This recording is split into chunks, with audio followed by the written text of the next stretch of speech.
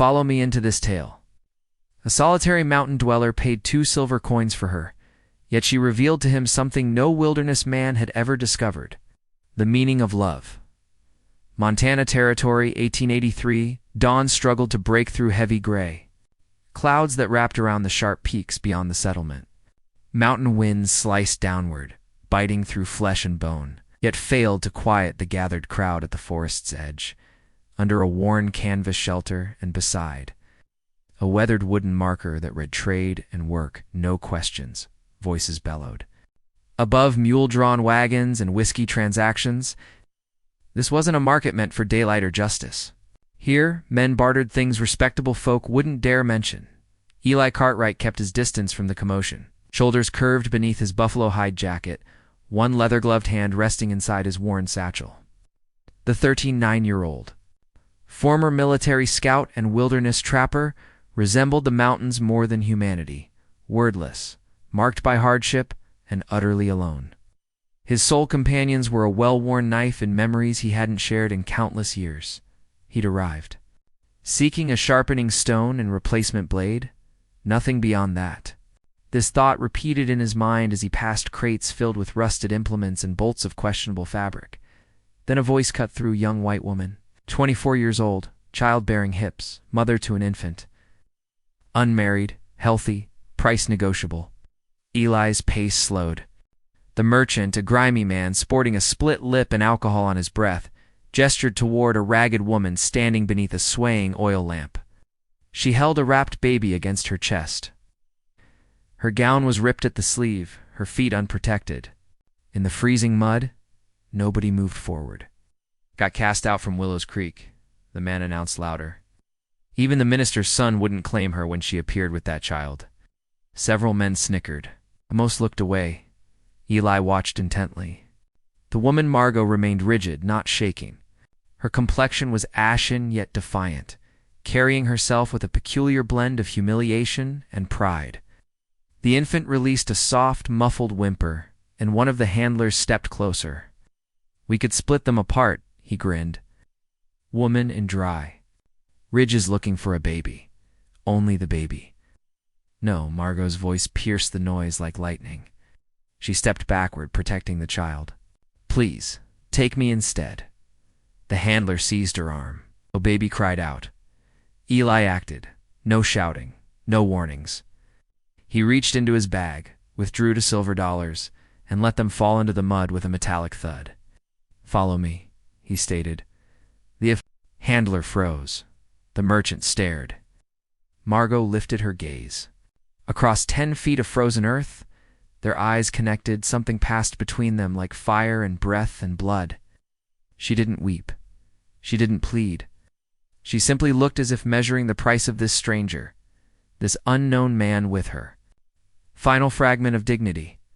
Her eyes showed no terror, no hope, only the exhausted defiance of someone with nothing remaining to lose. Refusing to surrender with downcast eyes, Eli offered his hand without another word. Margot glanced down at the baby in her arms, then stepped forward. The merchant laughed nervously. "You want both the woman and child? $2 won't cover them both," Eli turned.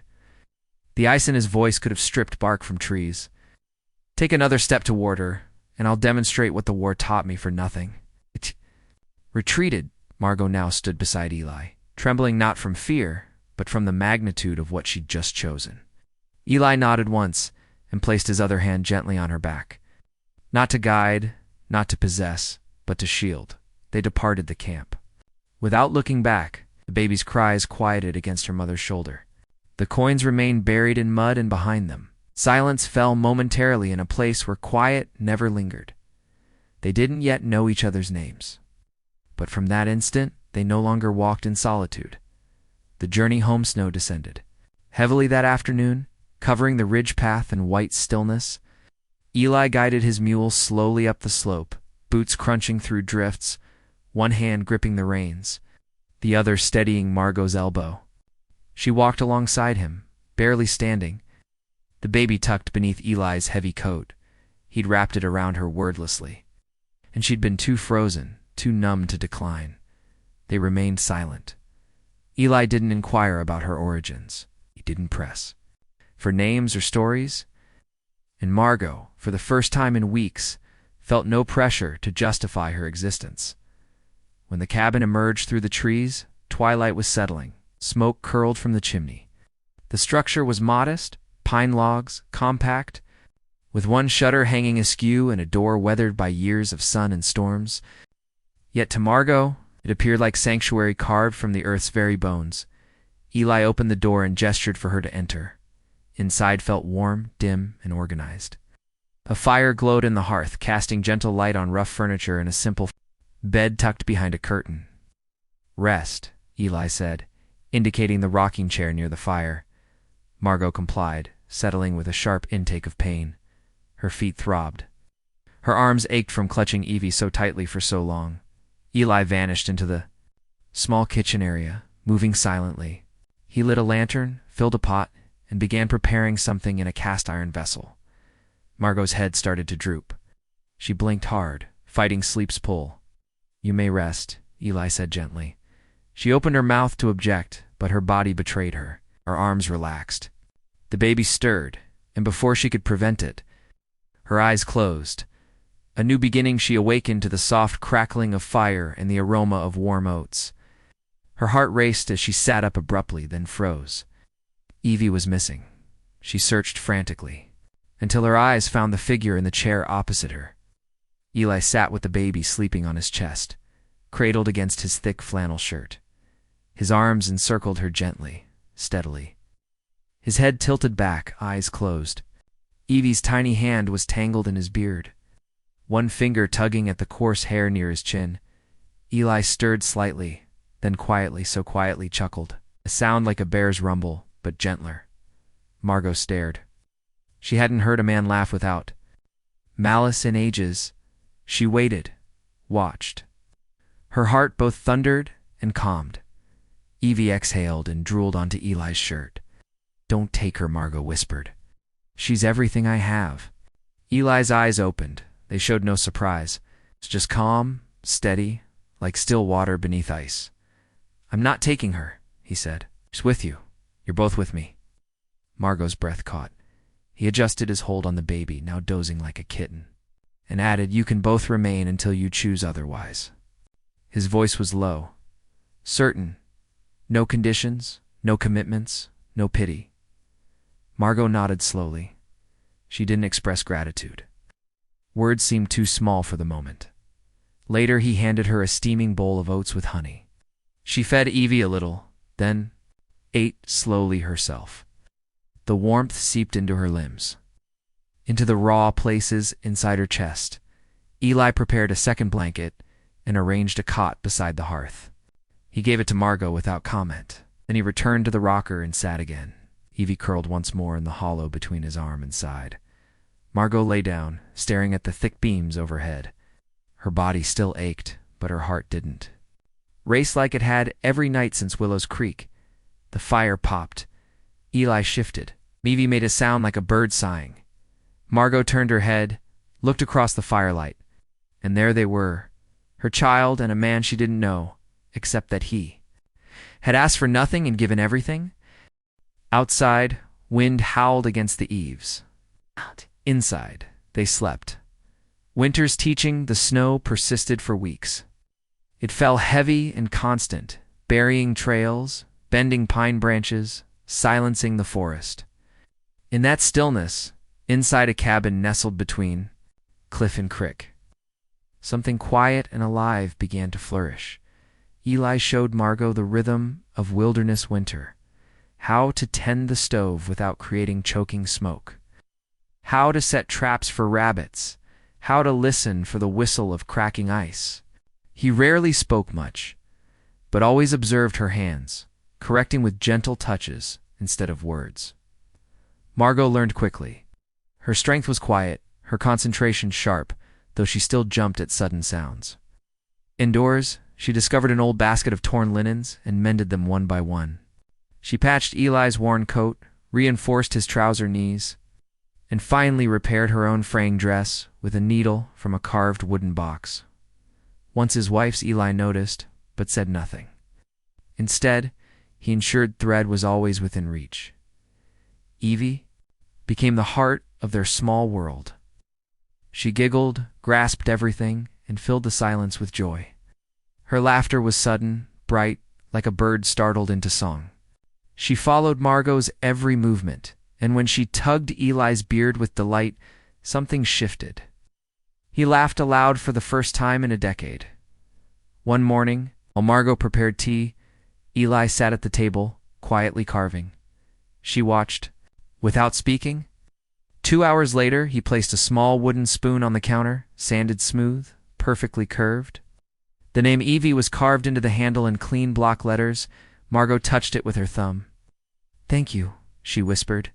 "Not just for the spoon." Eli only shrugged and stepped out to split more wood.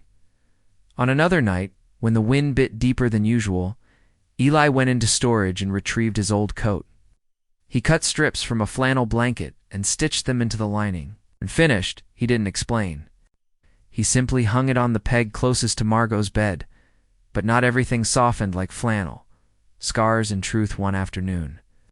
Margot slipped on the trail, twisting her ankle and cutting her hand on a branch. When Eli found her, she was limping. Home, breath fogging in the frozen air. He said nothing.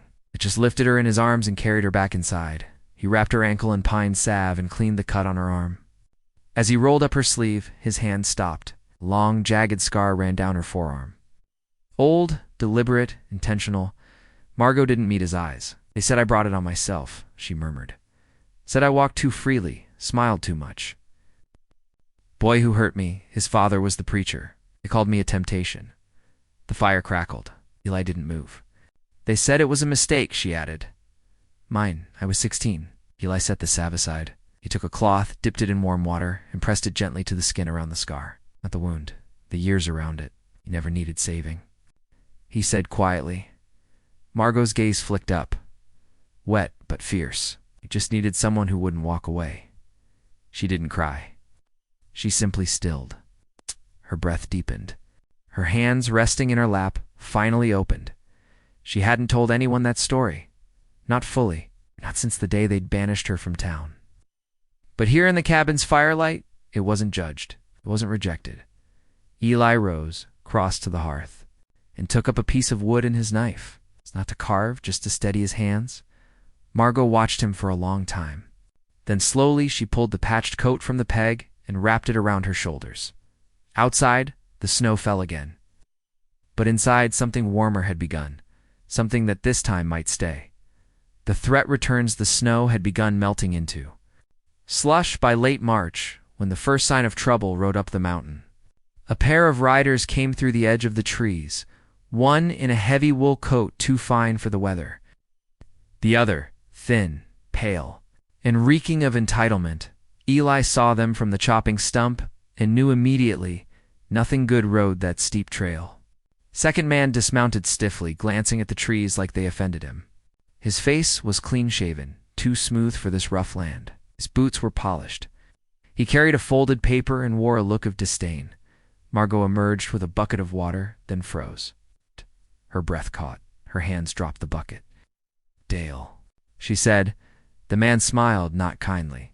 "Hello, Margot. Heard you'd made quite a home up here with my daughter." The word hit like a blow. Eli moved beside her, silent. The man beside Dale stepped forward and unfolded the paper. "My name is Avery Quinn. I represent Mr. Dale Whitaker. We've come to retrieve his biological child, Evangeline. Her mother yourself has been reported as having removed the child without paternal consent." Margot stepped back. "I didn't run. Cast me out. Called me filth." "Be that as it may," Quinn said, smoothing the page. "You'll find this affidavit is signed by Judge Ralston in Dry Bend. If you don't relinquish the child, you'll be in violation of custodial interference statutes, which can be prosecuted." Lies. Jaw flexed once. He said nothing. Not yet. Dale smiled again, a kind of smile that mocked both law and love. "I'm just here for my daughter. You've had your time." Margot's hands clenched. The fight for justice that night. Eli sat by the fire holding the document in his hand. He read every word. Then he stood and saddled his horse. "Where are you going?" Margot asked, voice tight. Eli looked at her. Really looked. To find someone who saw what happened and someone who remembers what kind of man he really is. It took 3 days. He rode through mud and rain to a town called Two Pines, where the old preacher who had once taught Dale lived now. Blind in one eye but sharp in memory, Reverend Harlan listened quietly as Eli explained. Then he simply said, "He lied to the whole town, and the church paid to keep it quiet. I'll testify." From there, Eli rode north to a weathered cabin where an ex-investigator named Finch had retired. Finch had once followed the Whitaker family for a land fraud case, unrelated to Margot, but close enough that he remembered the name. When Eli told him what Dale was doing now, Finch narrowed his eyes. "I kept copies, and I've got one letter from a girl sent to me in 1881 about that bastard's threats. She disappeared after. I can help." Victory and peace, the final confrontation came swiftly. Dale arrived with his lawyer, demanding the child. But Eli had returned with allies Finch, Reverend Harlan, and a deputy carrying new evidence. The court case was decisive. Judge Ralston, presented with evidence of bribery and coercion, terminated Dale's paternal rights and recognized Margot as sole legal guardian. That night, back in the cabin, frost clung to the roof, but the fire inside burned steady. Margot tucked Evie into bed, then found a folded paper beneath the wooden spoon Eli had carved. It read, "For Margot, who was never owned, only chosen." She pressed it to her chest. Her breath shuddered out, full and warm, and for the first time in years, the silence within her didn't ache. It was peace. A life blooming. The wildflowers came slowly that spring, peeking through the last patches of snow. Eli noticed them before Margot did. Small yellow and white petals pushing stubbornly through thawed soil. He spent a day turning patches of earth in a wide ring around the cabin, softening soil where it had never been touched. Evie toddled after him, hands clapping when she recognized the tiny buds. That spring, wild daisies grew around their home. Not because they belonged there, but because someone made room for them. The cabin became more than shelter. Neighbors brought their children. For Margot's reading lessons, travelers sought their help and hospitality. They asked for nothing in return, but gave everything. One evening, after the last child had gone, after Evie was asleep, Margot found something glinting on the stone mantel above the fire. A ring not of gold or silver, but carved for mountain walnut. The grain was dark and smooth, with a daisy stem curling into the letter M, etched carefully inside. "Does this mean I'm yours?" she asked quietly. Eli looked at her with steady, unshaken eyes. "No," he said, voice low. He stepped closer. "It means I'm yours." There was no kiss that night, no vows spoken. Just the smell of wood smoke and the soft breath of a child asleep. But as they sat closer than before, sharing the same blanket, close enough that neither had to reach far to touch the other's hand, something stronger than ceremony settled between them. Outside, the daisies bent in the breeze. Inside, there was no ceremony, only the quiet certainty of those who had once been lost and had now chosen and been chosen in return. Years of love, 10 years passed. The cabin stood unchanged in structure, though the wood had darkened and the roof saw repairs. Wildflowers crept across the steps in spring and in winter. Smoke curled from the chimney like a ribbon of belonging. Evie Wilder was 11, tall, curious, and fiercely bright. Her favorite spot was a stump beneath an aspen tree, where she sketched deer, pine needles, and shafts of sunlight. One golden evening, Evie placed her latest drawing on the table, a stag by a riverbank, its reflection clear beneath it. Below, in careful handwriting, "Not every wild thing runs." Later by the fire, Evie asked, "Mom, why did you stay?" After he said, "Come with me. Why did you never leave?" Margot laid down her work, looked into the fire, and he said, "Come with me. He wasn't saving me, he was choosing me." Evie tilted her head. "What's the difference?" Margot brushed her daughter's cheek. "If someone saves you, you owe them something. But if someone chooses you, you owe them nothing. You're just wanted. Just as you are." Evie glanced at Eli. Did you choose me, too? He nodded. From the moment your mama put you in my arms, Evie beamed, because I'm not going anywhere. Later, after Evie's hair was braided and she slept warm from the fire, Margot and Eli sat beneath the stars. You remember that day? She asked. The marketplace? He nodded. You looked at me like I was a wolf. You looked at me like I wasn't broken. He chuckled. You never were. Above the doorframe, nearly worn smooth, one line remained. For Margot, who was never owned, only chosen. Love didn't arrive loud, didn't demand vows or pageantry. It lived in quiet actions, carved in wood and carried through winters. It was in the man who once spoke only to trees and now tied ribbons in his daughter's hair. It was in the woman who stood alone in a marketplace and found her way home to a porch full of light, not to be saved, but to be loved. If this story moved, your heart. If Margot's courage, Eli's quiet strength, and little Evie's laughter made you believe in love again, then more tales await you. Subscribe to Desert Trost Tales for powerful romances born from dust and danger, where hearts don't just survive, they rise. Until the next story. Remember, the Wild West wasn't just lawless, it was fearless enough to love.